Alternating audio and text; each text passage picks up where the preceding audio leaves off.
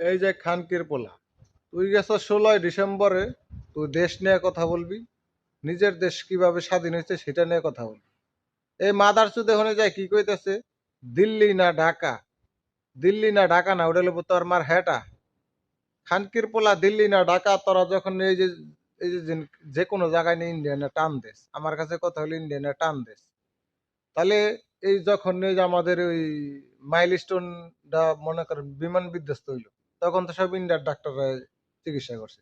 আবার এখন যেন এই হাদি ভাই গুলি খাইছে, তার চিকিৎসা তো সেই ইন্ডিয়ান ডাক্তারই করতেছে। কিন্তু ঘটনা হচ্ছে ইনি কে গো, কে এই দেবদূত? আসুন একটু ওনার পরিচয়টা জেনে নি। সিঙ্গাপুরে বেস্ট নিউরোলজিস্ট ভারতীয় ডাক্তার প্রেম পিল্লাই, বর্তমানে ইনি আছেন আমাদের হাদির চিকিৎসক হিসেবে।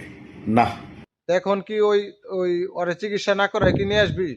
শুনছি সে নাকি মারা গেছে, সেটা সত্য মিথ্যা একমাত্র উপরওয়ালা জানে, বা যারা চিকিৎসা করাবে নিচ্ছে তারা জানে।